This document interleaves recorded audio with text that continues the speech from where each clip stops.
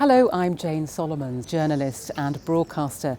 I'm here to learn about the world's first ultra-realistic robot artist called Ada, named after Ada Lovelace, who wrote the first computer program. This cutting-edge robot first came to prominence in February and soon had the attention of the world's media.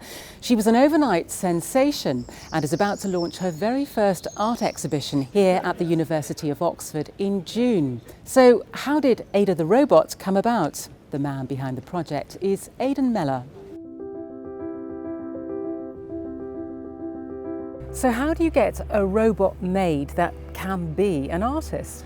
Yeah, it was quite a task. We looked at robotics companies all over the world, from the Far East and to America, but actually we realised we needed quite a close relationship with them to really get this bespoke artist made. And so we actually found a company in England called Engineered Arts. They were without a doubt one of the best companies in the world. We were really excited by that, and with them we were able to bespokely make it. There's an awful lot crammed into this face behind the scenes. The mechanics have had to be miniaturised and made as small as possible to fit inside this small envelope. We've developed custom electronics to fit, custom software, custom motor control, and combined this with scripting to bring the robot to life, and pockets of good quality AI for facial recognition to track faces. We already integrate good parts of AI that work well.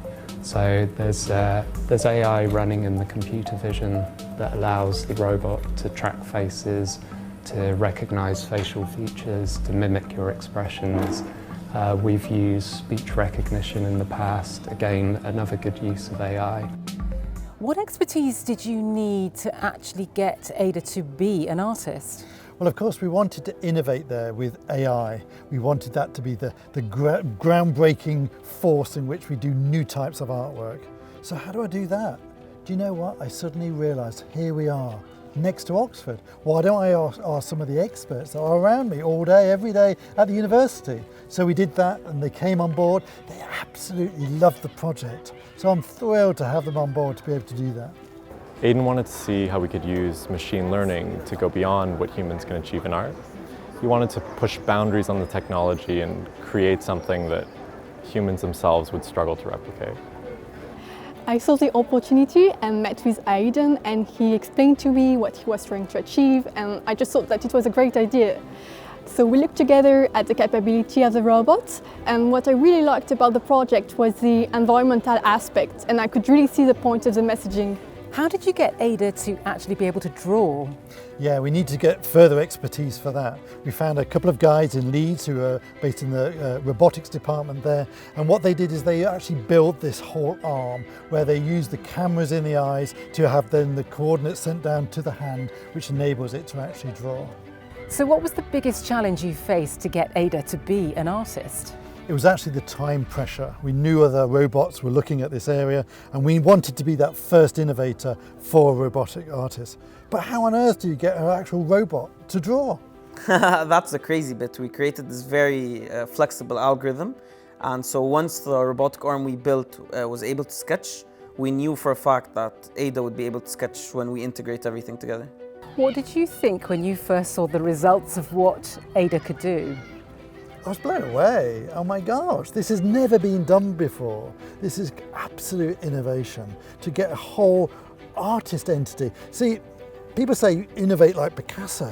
We've made an actual artist. So it's not just the art, it is actually the whole thing. And to see that actually play itself out in Ada is astonishing. We don't know exactly what she's going to do. The algorithmic nature of it does do that variety, and that's incredibly rewarding and exciting. It must be very exciting to have an exhibition at Oxford University of Ada's work. Yeah, and the fact is that no art has ever been produced like this. It's truly a first in the type of work that we're doing, and that thrills me. What sort of work will you show in the exhibition? There's a whole range. We obviously have the drawings that Ada did, but we've then used those coordinates from the drawings that we've been able to take into algorithms to produce paintings. And we've done a similar thing then actually in sculpture. So what she actually draws out, we've been able to then make in bronze. So using a whole variety of artistic practices from the initial work that she did. What do you think, as Ada is developed, the robot can do that human beings simply cannot do? It's just the complexity of it. The paintings that we've produced using her coordinates of the drawings are actually quite intricate. For an artist to be able to sit down and actually go and create these abstracts from the Cartesian planes, that's actually quite tough to actually work it all out. So an artist would be hard pressed to do what she's actually done. And that is, well, come and have a look, you'll see for yourself. They're pretty complex works. A human being will obviously put emotion into their art. Can a robot do this, or maybe it adds a completely different dimension? She's not having feelings, but it's our projection onto the works that gives us the feelings for them. Because it's all there. It's all there in the work itself. So are you wanting a revolution, do you think? I don't think revolution's quite the right word, but what we love to see is people's thinking through the ethics of what they do. In fact, ethics has got to recover all of this. AI is the big thing of the 2020s. That's where the big innovation is for that decade. And with efficiencies and with automation coming in, that can have a damaging effect on the environment if it's always about money. So what we are wanting to do is innovation that is ethical, thoughtful, and showing our relationship to the planet. So shall we meet Ada? I think we should do that.